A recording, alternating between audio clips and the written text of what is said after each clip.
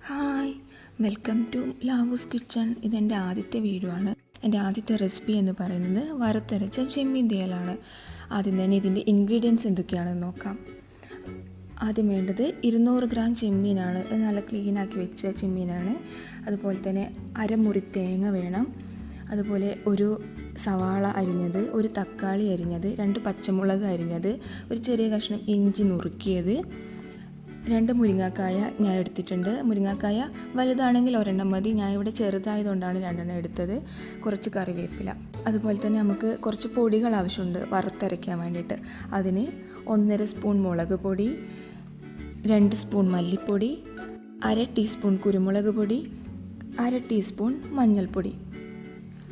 അതുപോലെ പുളി ആവശ്യമുണ്ട്. പുളിക്ക് വേണ്ടിയിട്ട് ഞാൻ ഒരു ചെറുനാരങ്ങ വലിപ്പത്തിൽ പുളി എടുത്തിട്ട് വെള്ളത്തിൽ പൊതിർത്ത് എടുത്ത് വെച്ച പുളി വെള്ളമാണിത്. അപ്പോൾ പെട്ടെന്ന് തന്നെ നമുക്ക് എങ്ങനെയാണ് ഉണ്ടാക്കുന്നത് നോക്കാം. പാൻ ചൂടാകാൻ വെച്ചിട്ടുണ്ട്. അതിലേക്ക് വെളിച്ചെണ്ണ ഒഴിച്ചു കൊടുക്കാം. വെളിച്ചെണ്ണയാണ് ഇതിന് കുറച്ചും കൂടി നല്ല ടേസ്റ്റ് കൊടുക്കുന്നത്. അതിലേക്ക് എടുത്ത് വെച്ച അരമുറി തേങ്ങ ഇട്ട് കൊടുക്കാം. ചെറിയ തീയിൽ വേണം നമുക്ക് ഈ തേങ്ങ വറുത്തെടുക്കാൻ വേണ്ടിയിട്ട്. നല്ല ബ്രൗൺ നിറമാകുന്നത് വരെ നമുക്കിത് വറുത്തെടുക്കാം. ഇതിന് തീ കൂടിപ്പോയി കഴിഞ്ഞാൽ പെട്ടെന്ന് തന്നെ അത് ചൂടായിട്ട് കരിഞ്ഞു പോകും തേങ്ങ. അപ്പോൾ നമ്മുടെ കറീൻ്റെ ടേസ്റ്റ് ഇല്ലാതാകും. ബ്രൗൺ നിറമാകുമ്പോൾ അതിലേക്ക് കുറച്ച് കറിവേപ്പില ഇട്ട് കൊടുത്ത് നന്നായി ഇളക്കുക.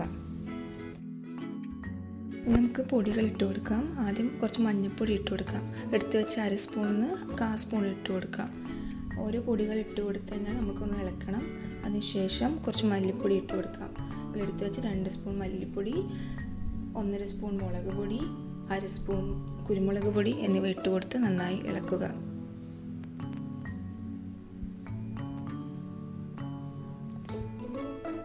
ഇളക്കിയതിന് ശേഷം നമ്മൾ വേണമെങ്കിൽ കുറച്ച് ചെറുജീരകം, നമ്മൾ സാധാരണ കറിജീരകം ഇട്ട് കൊടുക്കാം. അത് ഓപ്ഷണലാണ്. ഇതിൻ്റെ ടേസ്റ്റ് ഇഷ്ടമില്ലാത്തവർക്ക് ഈ സ്റ്റെപ്പ് ഒഴിവാക്കാം. ഗ്യാസ് ഓഫ് ചെയ്ത് ഇത് നമുക്ക് തണുക്കാൻ വേണ്ടി മാറ്റി വെക്കാം. അതിനുശേഷം നന്നായി അരച്ചെടുക്കണം. ഗ്യാസ് കത്തിച്ചിട്ട് ഒരു മൺചട്ടി ചൂടാകാൻ വെച്ചിട്ടുണ്ട്. എണ്ണ ഒഴിച്ച് നന്നായി ചൂടാവുക. അതിനുശേഷം നമ്മൾ അരിഞ്ഞു വെച്ച സവാള ഇട്ട് കൊടുക്കുക. സവാള ഇട്ട് കൊടുത്ത് നന്നായി വഴറ്റിയെടുക്കണം. നല്ല ചെറിയൊരു ബ്രൗൺ നിറമാകുന്നത് വരെ നന്നായി വഴറ്റിയെടുക്കുക. അതിലേക്ക് തക്കാളി ഇട്ട് കൊടുക്കാം. തക്കാളിയും സവാളയും ചേർന്ന് നന്നായി വഴറ്റിയെടുക്കുക. സവാള ഇല്ലെങ്കിൽ നമ്മളെ ചെറിയ ഉള്ളി ഉണ്ടല്ലോ, ചെറിയ ഉള്ളി ആയാലും മതി. ഒരു 15 ചെറിയ ഉള്ളി ആയാലും മതി. സവാളയും തക്കാളിയും കൂടി നന്നായി വഴറ്റിയെടുക്കുക.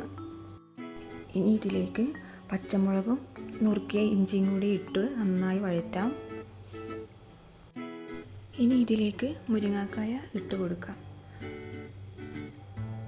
അതോടൊപ്പം തന്നെ നമുക്ക് ഉപ്പിട്ട് കൊടുക്കാം. നമ്മൾ ഇതുവരെ ഉപ്പ് ചേർത്തിട്ടില്ല.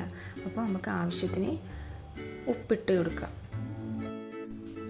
1/4 ടീസ്പൂൺ മഞ്ഞൾപ്പൊടി കൂടി ചേർത്ത് നന്നായി ഇളക്കുക. അതിനുശേഷം കുറച്ച് വെള്ളം ഒഴിച്ച് ഇതൊന്ന് വേവാൻ വേണ്ടി അടച്ചു വെക്കാം.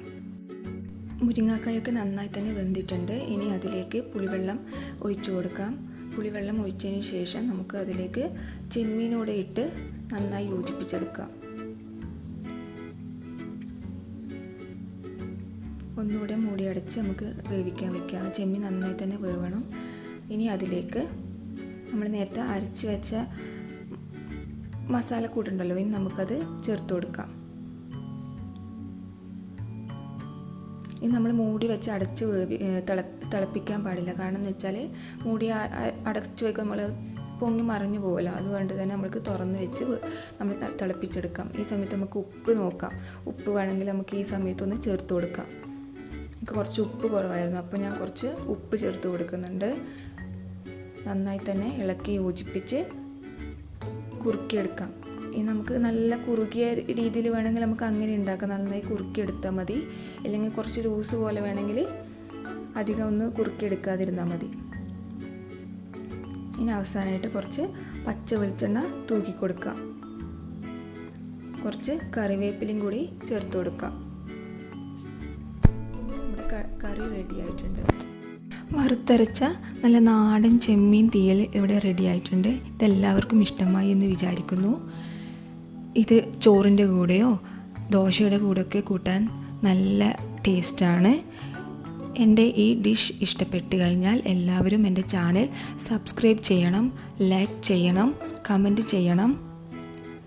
അതുപോലെ തന്നെ ഇനി ഒരു പുതിയ ഐറ്റവുമായി കാണുന്നത് വരെ